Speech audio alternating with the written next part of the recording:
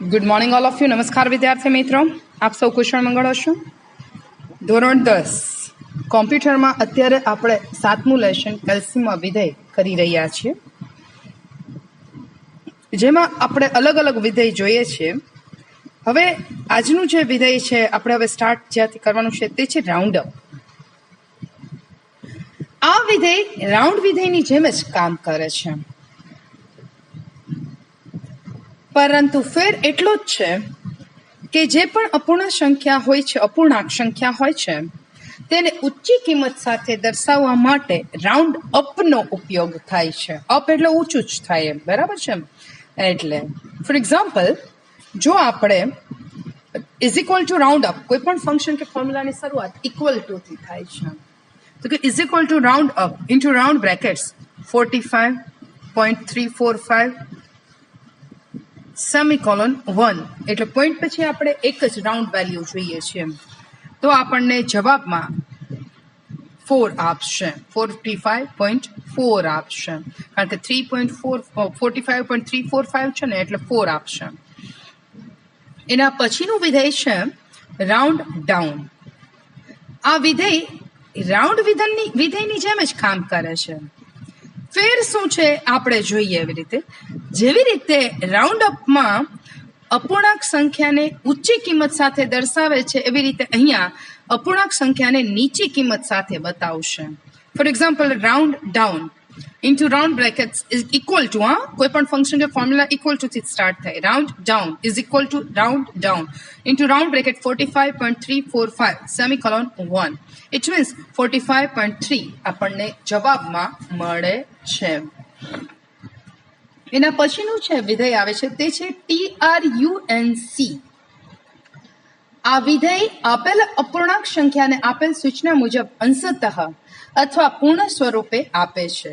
એટલે કે જે પણ સંખ્યા આપેલી હોય છે તેમાંથી નિર્દેશિત ભાગ કાપી નાખે છે. TRUNC વિધેયની વાક્ય રચના કેવી રીતે હોય છે? Equal two TRUNC into round bracket number semicolon, અને નંબરના ડિજિટ્સ આપવાના હોય છે. અહીં નંબર તરીકે અપૂર્ણાંક સંખ્યા છે, જેને પૂર્ણ પૂર્ણાંક સ્વરૂપે અથવા તો અંશતઃ અપૂર્ણાંક સ્વરૂપે દર્શાવાઈ શકાય છે.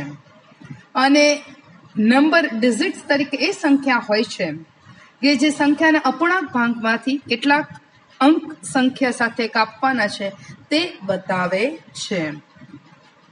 For example, equal two TRUNC into round bracket 1.239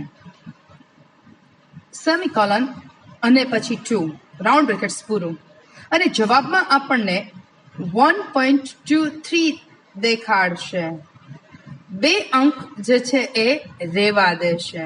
આપણે એને કહેવાનું કેટલા અંક જોઈએ છે. કોમા આપીને મેં સેમિકોલન આપીને 2 આપ્યું, 1 આપ્યું હોય તો 1.2 આપત. સપોઝ 1.23945 હોત અને મેં ત્યાં 4 આપ્યો તો 2394 દેખાડત, 5 ના દેખાડત. એવી રીતે. એના પછીનું વિધેય છે સમ.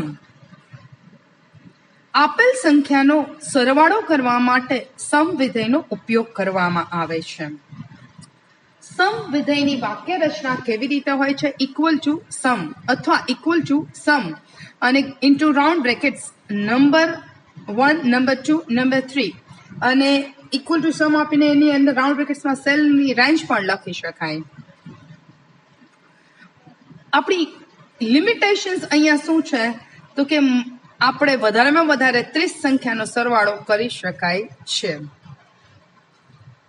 સમ વિધેય આપેલ સેલ વિસ્તારમાં રહેલ સંખ્યાઓનો સરવાળો કરવાનું કામ કરે છે. એટલે સરવાળો કરવા માટે સમ વિધેયનો ઉપયોગ કરવામાં આવે છે એવું કહી શકાય. એના પછી છે આંકડાકીય. આજે જે છે એ ન્યુમેરિકલ ફંક્શન્સ બધા પૂરા થાય છે. હવે આંકડાકીય વિધેયો, સ્ટેટિસ્ટિકલ ફંક્શન્સ આપણે ચાલુ કરીએ છીએ. આંકડાકીય વિધેયો ડેટાનું સંચય, વિશ્લેષણ એટલે કે એનાલિસિસ કરવા માટે તેમજ તેને સમજવામાં તથા રજૂઆત કરવામાં મદદરૂપ થાય છે, જેને કારણે ભવિષ્યના નિર્ણયો લેવાનું કાર્ય ખૂબ જ સરળ બની રહે છે. આપેલ સંખ્યાનો સરેરાશ મેળવવા માટે એવરેજ વિધેયનો ઉપયોગ થાય છે. પેલું આંકડાકીય વિધેય એટલે એવરેજ. આપેલ સંખ્યાની સરેરાશ કિંમત મેળવવા માટે એવરેજ વિધેયનો ઉપયોગ કરવામાં આવે છે. Equal two average into round bracket આપણે રેન્જ લખવાની, સેલની રેન્જ લખવાની રહેશે.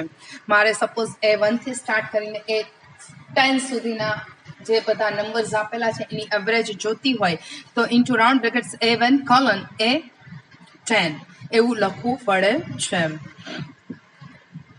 તમે એમ પણ આપી શકો, સેલનું એડ્રેસ જો હોય તો N1 semicolon N2 semicolon N3 N10 સુધી એવી રીતે આપી શકાય છે, પણ ઓલું ઝડપથી થઈ જાય એટલે. એના પછીનું ફંક્શન છે મધ્યક મેળવવા માટેનું સમગુણોત્તર. મધ્યક મેળવવા માટે GEOMEAN, મધ્યક મેળવવા માટે મીન, પણ સમગુણોત્તર જ્યારે મેળવવાનું હોય ત્યારે GEO એટલે એનું આખું નામ શું થાય છે? જ્યોમેટ્રિક. વિધેય આપેલ સંખ્યાઓની, આ વિધેય આપેલ સંખ્યાઓની સમગુણોત્તર મધ્યક કિંમત મેળવવા માટે ઉપયોગમાં લેવાય છે. આ વિધેય દ્વારા ઋણ ન હોય તેવી n સંખ્યાઓનો સમગુણોત્તર મધ્યક મેળવવા માટે બધી જ n સંખ્યાઓનો ગુણાકાર કરી પછી તેનું nth મૂળ કાઢવામાં આવતું હોય છે. GEOMEAN વિધેયની વાક્ય રચના ઇક્વલ ટુ GEOMEAN એટલે into round brackets number N1 N2 N3 અથવા N1 colon N10 A1 colon A10 આપી શકાય. બરાબર છે. For example equal two GEOMEAN into round brackets 10 semicolon 7 semicolon 6 semicolon 8 semicolon 6 semicolon 5 આપ્યું હોય તો જવાબમાં આપણને 6.8 બતાડે છે.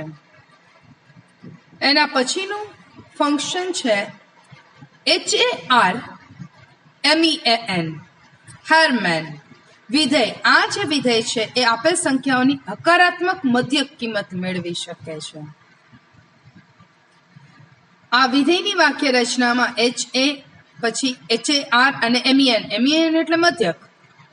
અહીં વિધેયનો દરેક ચલ એટલે A1 થી આપણે A10 સુધી જોઈએ એવી રીતે તો કે A1 કોલન A10 આપી દો અથવા તો A1 semicolon A2 semicolon A3 round N A10 એમ આપી શકાય. For example HARMEN into round brackets 10 semicolon 7 6 8 6 5 તો આપણને જવાબમાં 6.65 દેખાડે છે. એના પછીનું વિધેય છે મીડિયન, MEDIAN. આપેલ તમામ સંખ્યાનું મધ્યસ્થ મેળવવા માટે મીડિયન ફંક્શનનો ઉપયોગ થાય છે. આ માટે આપેલ શ્રેણીને ક્રમમાં ગોઠવ્યા પછીની મધ્ય સંખ્યા આપણને આપવામાં આવે છે. જો સંખ્યા શ્રેણીમાં કુલ બેકી સંખ્યામાં ચલ હોય તો વચ્ચેની બે સંખ્યાનો સરેરાશ મધ્યસ્થ તરીકે આપવામાં આવે છે. એકચ્યુઅલી વચલી કિંમત આપે, સપોઝ આવી રીતે આપણે 7 કિંમત આપી હોય તો ચોથી કિંમત એટલે મધ્યસ્થ કિંમત થાય. પણ હવે વચ્ચે બે કિંમત આવે છે એટલે બેકી સંખ્યામાં સંખ્યા આવી છે, સપોઝ 8 છે તો પછી તો કે એવા સમયે 1 થી 3 જવા દેશે. 4 5 ની સંખ્યા જે હોય છે એનો સરવાળો કરી એને ડિવાઇડેડ બાય 2 કરવામાં આવે છે. બરાબર છે. એની માટે equal to median into round brackets A1 થી સ્ટાર્ટ કરી કોલન A10 સુધી. Four example equal two median into round brackets 10 7 6 8 6 5 તો આપણને જવાબમાં 6.5 મળશે. બીકોઝ કે 10 7 6 8 6 5 ને આપણે ચડતા ક્રમમાં ગોઠવશું. ચડતા ક્રમમાં એટલે શું થશે? 5 પછી 6 6 7 8 અને 10 આવે છે. તો 6 અને 7 વચ્ચેના ક્રમ ઉપર આવે છે તો 6 + 7 એટલે 13 ડિવાઇડેડ બાય 2 કરીએ એટલે 6.5 આવશે. બરાબર છે. એના પછીનું વિધેય જે છે એ છે મોડ, MODE. આપેલ સંખ્યાનો બહુલક કિંમત મેળવવા માટે મોડ વિધેયનો ઉપયોગ થાય છે. મહત્તમ પુનરાવર્તિત સંખ્યા કઈ થાય છે જે સંખ્યા આપી છે એ જ્યારે જાણવું હોય ત્યારે મોડ વિધેયનો ઉપયોગ થાય છે. Equal two mode into round brackets A1 colon A10 Okay, for example, MOD equal to mod into round brackets 10, 7, 6, 8, 6, 5. તો આમાં 6 જે છે એ 2 વખત રિપીટ થયું એટલે મોડ વેલ્યુ 6 થાય છે. એના પછીનું વિધેય છે કાઉન્ટ એ. આ વિધેય કિંમત ધરાવતા સેલની કુલ સંખ્યા પરત કરે છે. કાઉન્ટ ઓલ એટલે જેટલા સેલમાં આપણે માહિતી લખેલી હશે એ પછી ન્યુમેરિકલ હોય, કેરેક્ટર હોય, કોઈ પણ પ્રકારની એ તમામ પ્રકારની માહિતીની ગણતરી કરી કુલ કેટલા સેલ છે એ આપણને કુલ કેટલા સેલમાં માહિતી લખેલી છે એની ગણતરી કરી અને આપણને આપે છે. For example, equal two count A into round brackets 8-10 સંખ્યા લખી નાખવાની. તો 10 સંખ્યા લખી હશે તો જવાબમાં 10 આવશે, 8 લખી હશે તો 8 આવશે. એના પછીનું ફંક્શન છે લાર્જ ફંક્શન. આપેલ તમામ સંખ્યામાંથી મોટી કિંમત કઈ છે? પ્રથમ ક્રમે મોટી કિંમત કઈ છે, બીજા ક્રમે મોટી કિંમત કઈ છે, ત્રીજા ક્રમે મોટી કિંમત કઈ છે, એ જ્યારે જાણવું હોય ત્યારે લાર્જ વિધેયનો ઉપયોગ થાય છે. First highest, second highest, third highest જાણવું હોય ત્યારે આપણે લાર્જનો મેક્સિમમથી તો મહત્તમ સંખ્યા એક આપી દેશે, પણ પ્રથમ ક્રમે લાર્જ સંખ્યા કઈ છે, બીજી ક્રમે, ત્રીજા ક્રમે એ જ્યારે જાણવું હોય ત્યારે લાર્જ વિધેયનો ઉપયોગ કરવામાં આવે છે. ઇક્વલ ટુ પહેલા આપવાનું large into round brackets numbers બધા લખી નાખવાના અને પછી કોમા આપીને પ્રથમ લાર્જ ફર્સ્ટ હાઈએસ્ટ જોઈએ છે, સેકન્ડ થર્ડ એ દર્શાવવાનું રહે છે. For example, into round brackets equal to large into round brackets 10, 7, 6, 8, 6, 5 આપ્યું હોય તો સૌથી હાઈએસ્ટ 10 છે પછી 8 છે. તો ઇક્વલ ટુ લાર્જ આપીને આપ્યું હોય અને કોમા 2 આપ્યું હોય તો જવાબમાં 8 મળે, 1 આપ્યું હોય તો 10 મળશે અને 3 આપ્યું હોય તો 7 મળશે. એના પછીનું વિધેય છે સ્મોલ. આપેલ સંખ્યામાંથી પ્રથમ ક્રમે ન્યૂનતમ સંખ્યા, બીજા ક્રમે, ત્રીજા ક્રમે જ્યારે ઓછામાં ઓછી વેલ્યુ જાણવી હોય ત્યારે એનો નાનામાં નાની કિંમત જાણવી હોય ત્યારે સ્મોલ વિધેયનો ઉપયોગ થાય છે.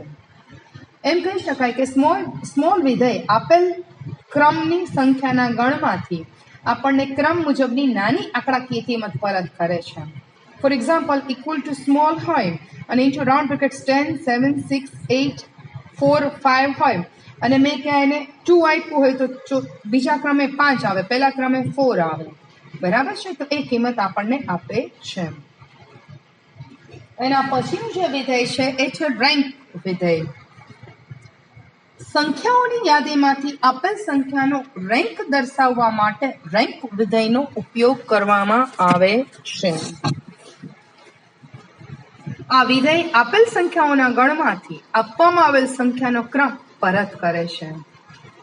આ વિધેયની વાક્ય રચનામાં ઇક્વલ ટુ રેન્ક અને પછી નંબર આપવાનું હોય છે અને સેમિકોલન આપીને સેટ સેમિકોલન ઓર્ડર. અહીં નંબર એ સંખ્યા કે સેલ એડ્રેસ લેવાનું હોય છે, નંબર તરીકે સંખ્યા કે સેલ એડ્રેસ લેવાનું હોય છે. જેનો ક્રમ તમારી યાદીમાં કેટલામાં ક્રમે આવે છે તે જાણવું હોય આપણે નંબર આપવા હોય ત્યારે રેન્કનો ઉપયોગ કરી શકાય છે. વર્ગના 50 વિદ્યાર્થીઓના યાદીમાં તમારો રેન્ક કેટલામો છે તે જાણવું હોય તો રેન્ક વિધેયનો ઉપયોગ આપણે કરી શકીએ છીએ. એના પછીનું વિધેય છે મેક્સ. આપેલ સંખ્યામાંથી મેં હમણાં જ વાત કરી ને લાર્જ વખતે આપેલ સંખ્યામાંથી મહત્તમ કિંમત મેળવવા માટે મેક્સ વિધેયનો ઉપયોગ થાય છે. મેક્સનું આખું નામ મેક્સિમમ છે. Equal to max into round brackets A1 colon A10. તેમાં સૌથી મોટી સંખ્યા જે હશે એ આપણને પરત કરે છે. For example, equal to max into round brackets 47, 56, 78, 59, 66, 67. તો આ જે સંખ્યા હું બોલી એમાં 78 મેક્સિમમ છે તો એ આપણને 78 આપશે. આપેલ સંખ્યામાંથી હવે એનો પછીનો વિધેય છે એમઆઈ એન્ડ મીન. આપેલ સંખ્યામાંથી ન્યૂનતમ એટલે કે નાનામાં નાની કિંમત મેળવવી હોય ત્યારે મીન વિધેયનો ઉપયોગ કરવામાં આવે છે. અહીં વિધેયનો દરેક ચલ into round brackets N1, N2 એટલે A1 થી A10 સુધી કરવું હોય તો આપણે A1 કોલમ HN આપવાનું હોય છે. Equal two mean, four example, equal two mean into round bracket 67, 47, 56, 78, 59, 66. તો સૌથી ઓછી કિંમત કઈ હતી? 47. એટલે જવાબ તરીકે આપણને 47 પરત કરે છે. બરાબર છે?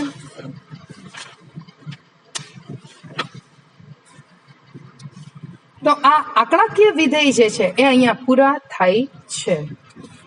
હવે પછીના જ્યારે લેક્ચર હશે ત્યારે આપણે નાણાકીય વિધેય જોવાનું રહેશે. આજના આ સેશનમાં આટલું જ. આપણે આજના આ સેશનમાં આંકડાકીય વિધેયોથી આપણે સ્ટાર્ટ કર્યું હતું. બરાબર છે? રાઉન્ડ ઓફની જોયા, એવી રીતે રાઉન્ડ ફંક્શનથી આમ જે ન્યુમેરિકલમાં બાકી રહ્યા હતા એ જોયા, અને પછી પૂરા કયા કર્યા છે તો આંકડાકીય વિધેય. હવે પછીના લેક્ચરમાં ફરીથી જલ્દી મળીશું. All of you take care of your self. Have a nice day.